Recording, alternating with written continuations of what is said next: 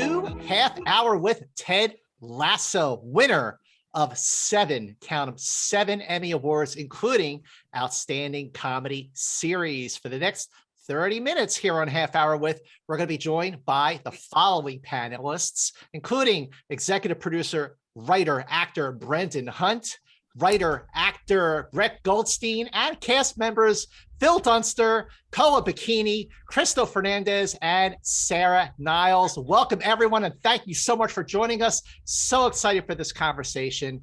And Brendan, I just want to start with you. If you could just give us a quick overview of season 2 of Ted Lasso. Well, it's all the same super fun characters and more, as you had in season 1. It starts off, we kill an animal, and then things get worse. I love it. Well, that's a pretty good sum up of season 2 right there. Let's take a look.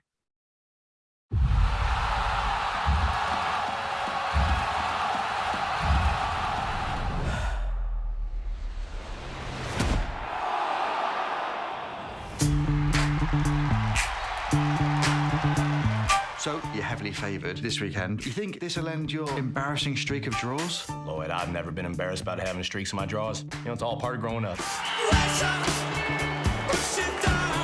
I got a question for you. Has a team a la us ever won the whole chimichanga? Not for 40 years. Oh!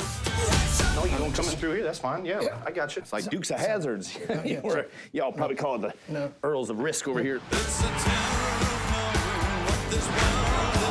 We got work to do. I think it's time for these young fellas to meet that guy. Oh no, Lasso. All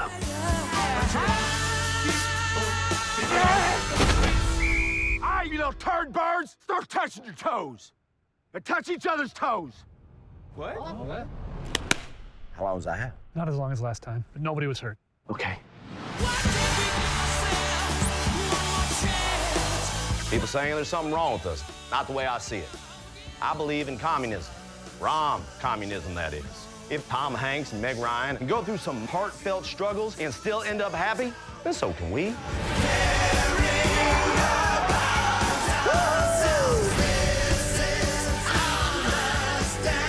This is our turn to make history, and I believe we're going to do just that. To the family we're born with, and to families we make along the way. To Richmond! All right, let's go kick their butts. Butts on 3. Works for me. 1, 2, 3. Butts!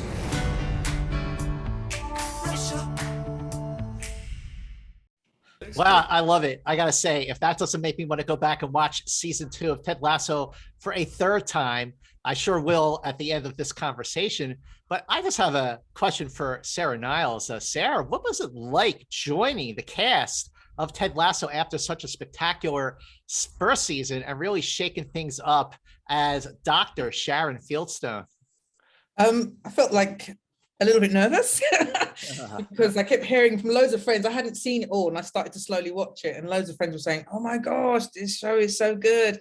And then you could just see this whole family and just trying to ease into this family and then trying to be very, demure, very serious. And all the time I just wanted to laugh and goof around. So that was kind of hard, but yeah. Dr. Sharon doesn't laugh much. Well, let's take a look at the Diamond Dogs saying hello to Dr. Sharon Fieldstone.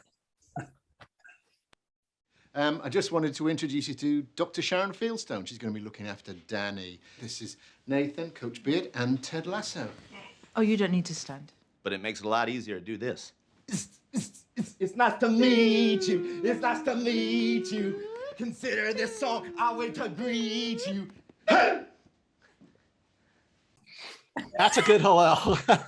Now, Brett, I want to ask you that, when you filmed season 1 and then season 1 aired, a lot was going on at the time. And then when you reconvened for season 2, the world had completely changed.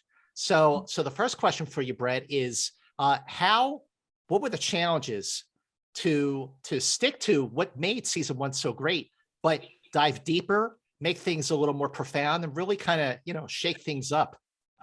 You mean in the making of the show? Yes. Or the challenges were we were filming in COVID protocols and all that. the challenges were for us not to touch each other all the time, because we're very touchy. I mean, I'm making it sound creepy. We hug each other, nothing dodgy. Essentially creepy. There's a lot of touching going on. In a way, COVID was probably a good thing. No, it was that. I mean, that was the hardest thing, is because, you know, we were very aware. We all love each other, and I think that shows on screen, and there's a lot of chemistry between all the cast. And in season 2, we constantly had someone saying, stand apart, don't get close. You know, we weren't supposed to have lunch together. You know, we were filming stuff, but then being separated. And so I think that was definitely a fear that we would lose something. But it turns out you can just sort of Care Bear stare people across a room, and we were all right. You know, I gotta say that when you're watching season 2 of Ted Lasso, you would never know like that it was filmed under those circumstances. Yeah. And Kola, the thing that really struck me is that things do get deeper and more profound. So I was wondering if filming under those circumstances, because this really is a family, if you really felt more of a push to be there for each other, to have each other's backs, to really bring out the best in each other. Yeah. Of course, at heart, like I don't like rules. So basically, like when COVID was about, like, and they were telling me to go apart and wait, I just wanted to even more, you know, kind of, you know, be with my peoples. But yeah, 100%. Like, yeah, I agree with you. Yeah, absolutely. Yeah.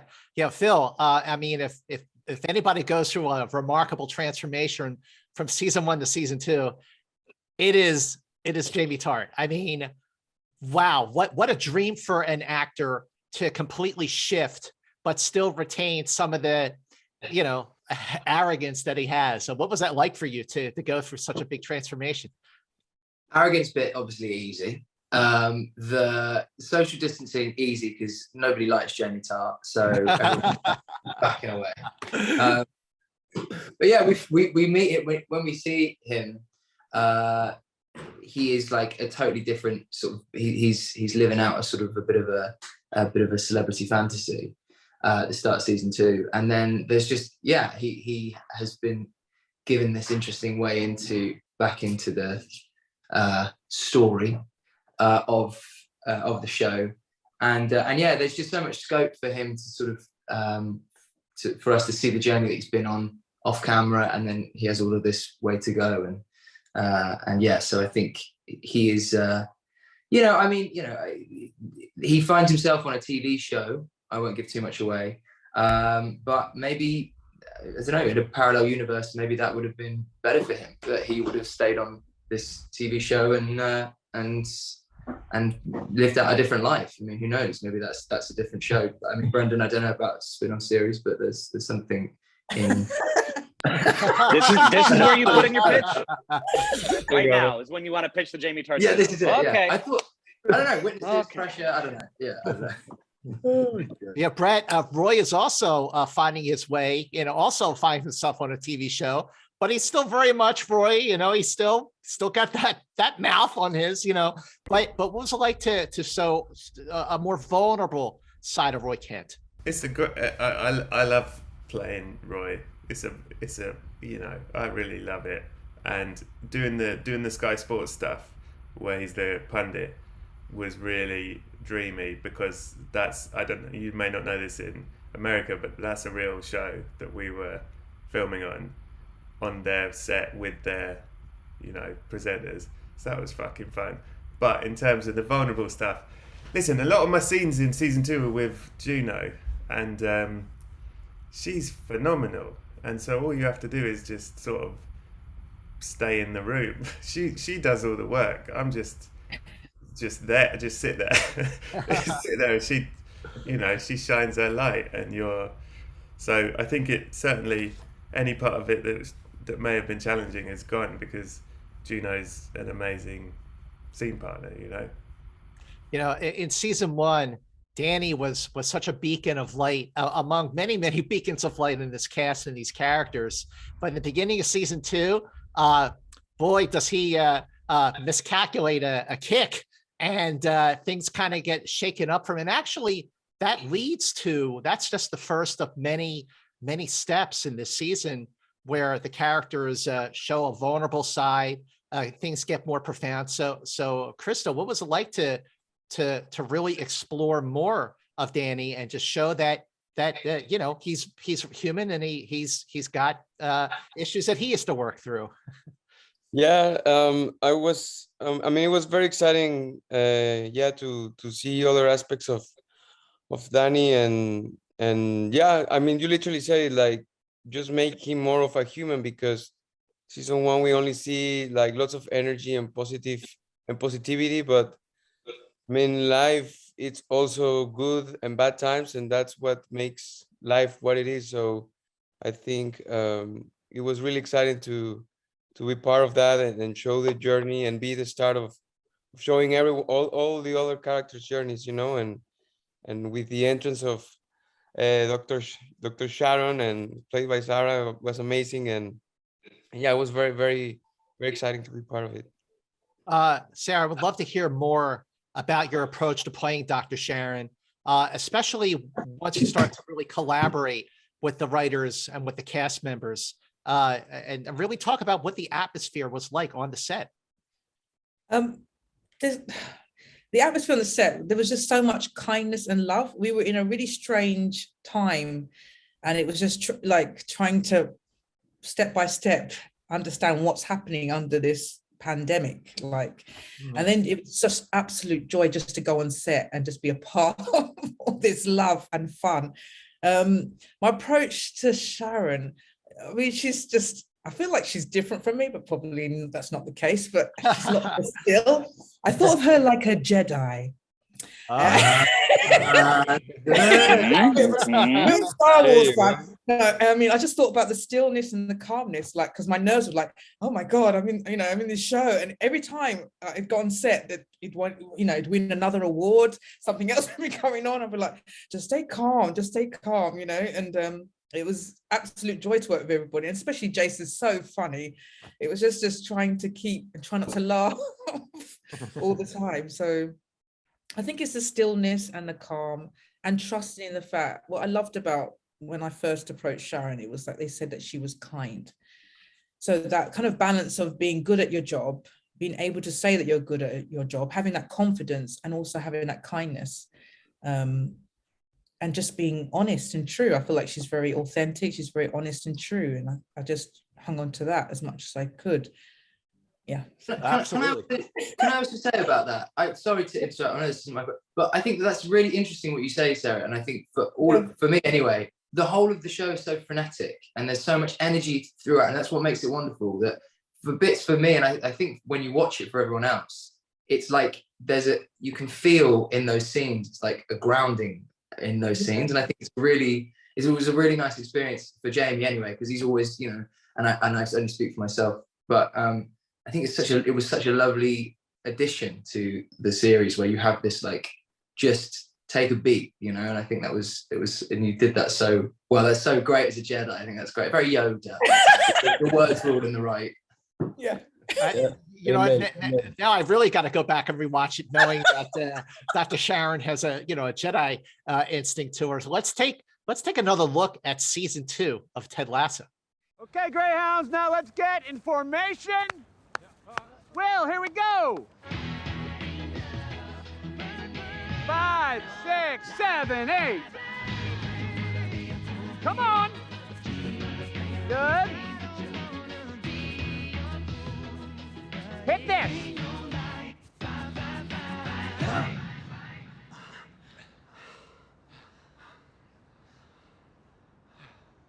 That was it.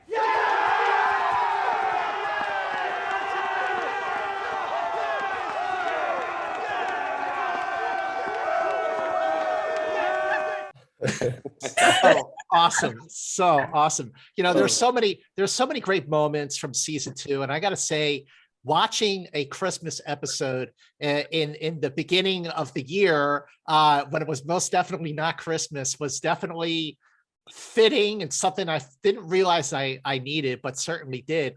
Kola, what was it like filming a Christmas episode of Ted Lasso? Well, if you know me, you know one of my favorite films is Love Actually. So it was amazing. I loved every minute of it. I was only in a little bit of it, you know what I mean? They let me play Santa, so I've always wanted to be Santa Claus. So right. I just embodied the everything I think Santa was, and Santa's a big part of my life. Well, Brendan, I want to, again, there are there's a lot of risk taking with season 2, because you want to go bigger, but you also want to retain what made the show so great. But what was behind the decision for Beard's After Hours episode? So we were going to make a 10-episode season, and then very late in the game, after we'd broken that season, Apple was like, please do 2 more episodes, please. So we had to find a way to put 2 episodes in that wouldn't break up the structure we'd sort of already been putting together. And we had a couple episodes on the discard pile, and 2 that wouldn't interfere with things too much were the Christmas episode and then Beard After Hours.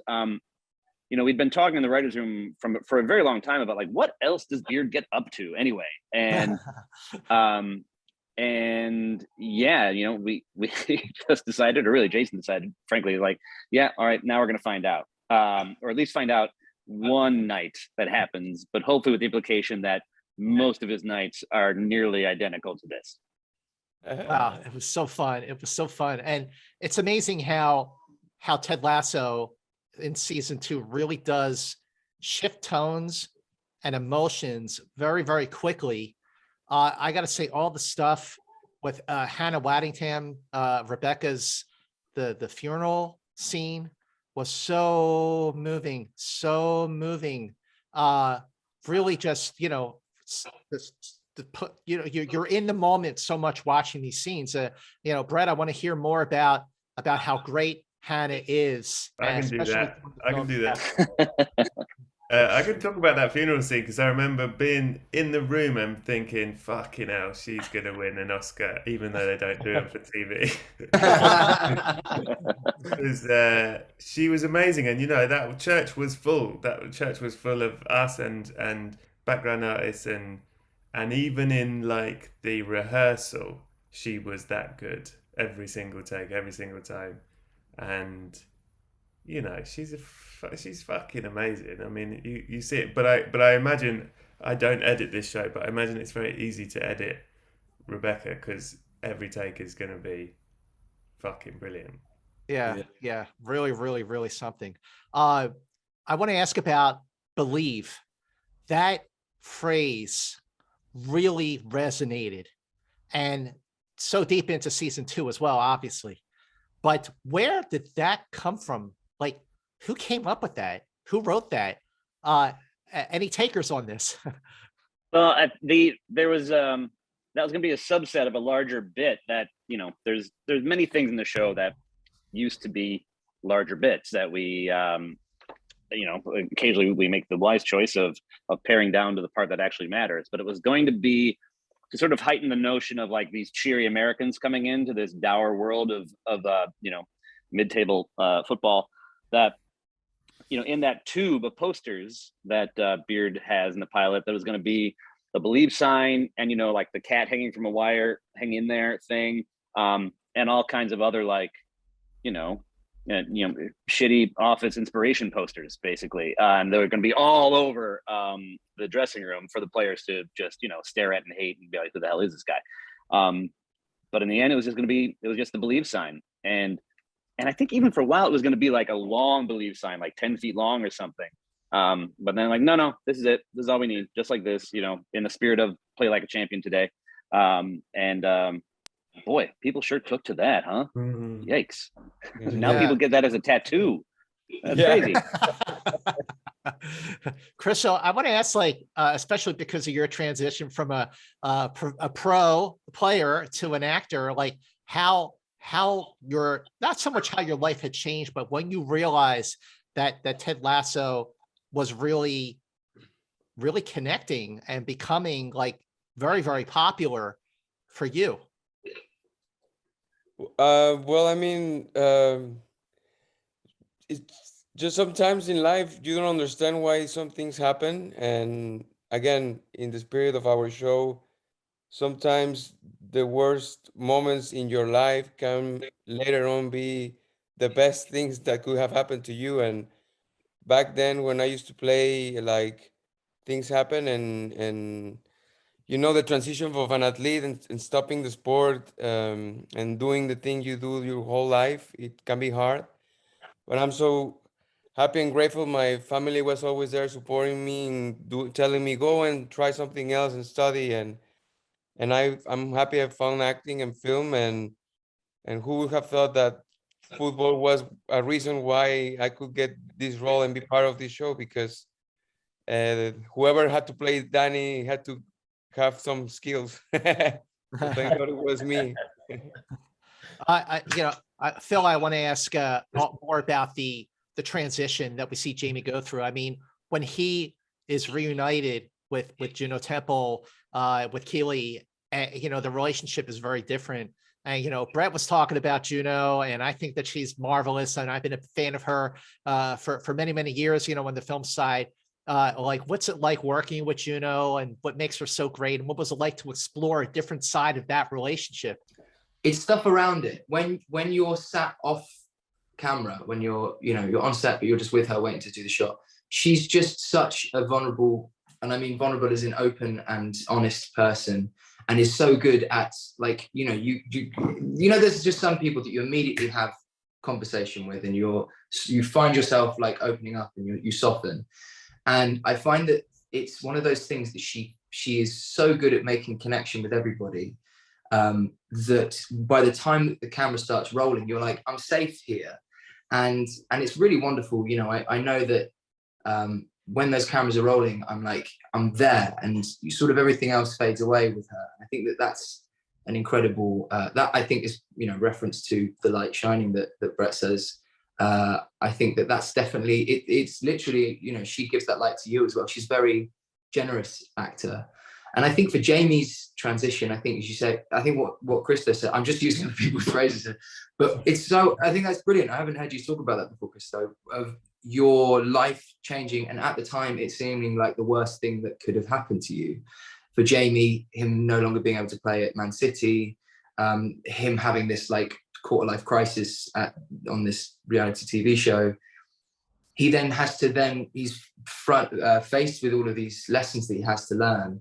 And I think that he has all of that time ahead of him in season 2 to learn those lessons and put it into practice. So yeah, I think that he has, it's a really good opportunity for him to do that because of what he's just been through, Absolutely. I completely related to just having, just a life change, and then, it being really hard at the moment, but it being the best thing that ever happened to you. So that was definitely something that I really, really connected to. Sarah, I want to ask, as you're playing Dr. Sharon, and, there's so many great moments, like, she's getting closer, and she's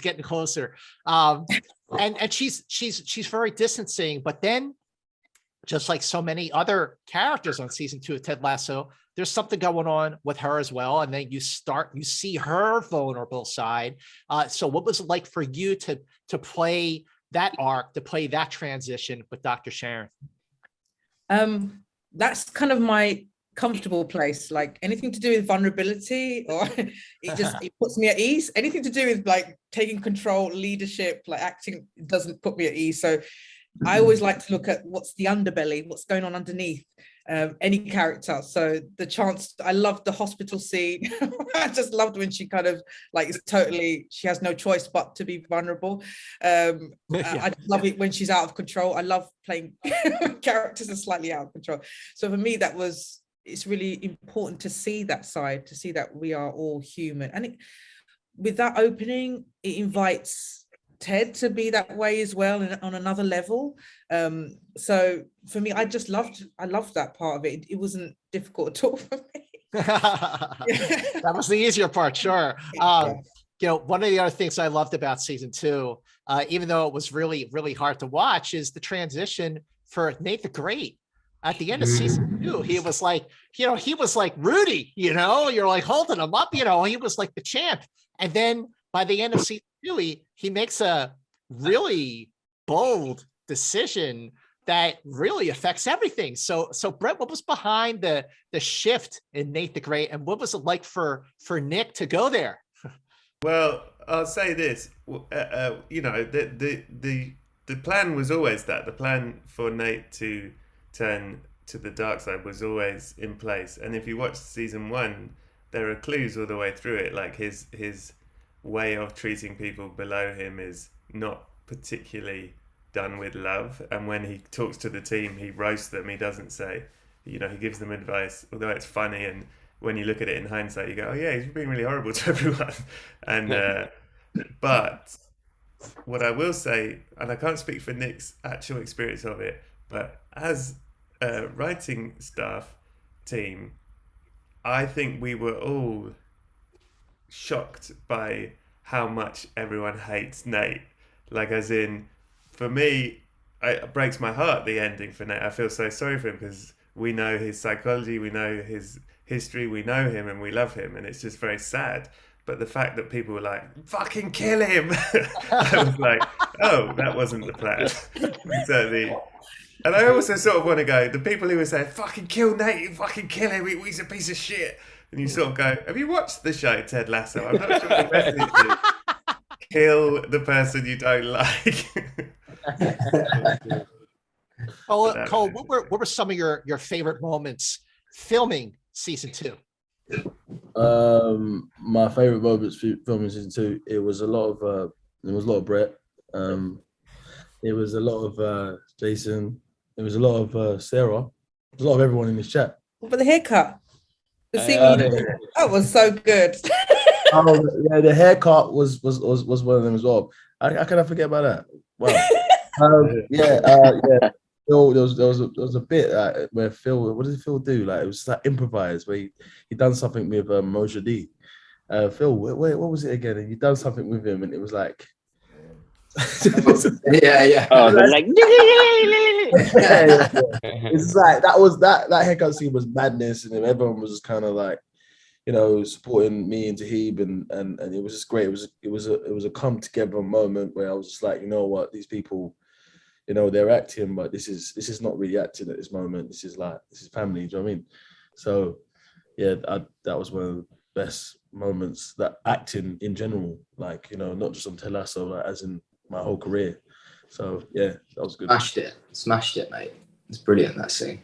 Really good. Well, I'm gonna got two more quick questions left. Just, you know, I just want, you know, for Brandon and for Brett as writers as well, just what makes Jason Sudeikis so amazing to work with on this show? Brendan, start with you here.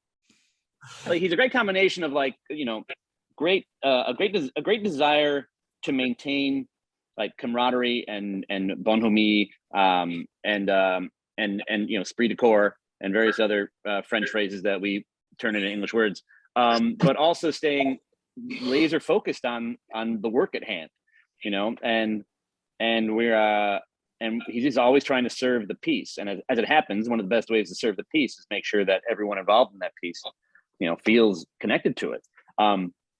But to be able to do both those things at once is, you know, I mean, it filters all the way down to everyone else, you know, working on the project, and it's what carries us through, I think, in a pretty big way. Now you, Brett. He has got pretty eyes. I think he's really good with actors. I think he's really good. He really understands the world, and he understands every single character, from smallest characters to biggest characters, and the way he can talk to an actor to get them in the right place for the scene is amazing. And I also think I said this to him once, but he's a really good actor, and not just is he a good actor, but he's a very giving actor in the same way that, like, Juno is. Like, you can be in a scene with Jason and he's not on camera, and he will give you 100% of what he would give in a shot where he was on camera. And so it's very easy to play off him because he hands it all over, you know. So he's very special in that way. Well, amongst all the other things. Yeah. Last question. I'm going to give this one to Cristo.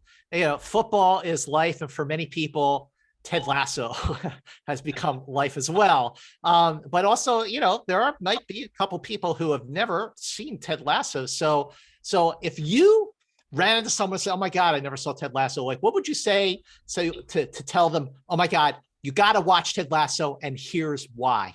It's not just being good is good for you. It's like, it shows reality. It shows a real life situation. And yeah, the phrase football is life. I think life is sometimes like a football game, There are times you're winning, sometimes you're losing, sometimes you get on lots of draws, straight draws. And I think that reflects on the show. And that's one of the reasons why people should watch it. Oh, love it. Brilliant. Oh, yeah. Very good. Yes, Very very, good. very well said. Oh, thank God I did it. He did that life like a football game. That's good.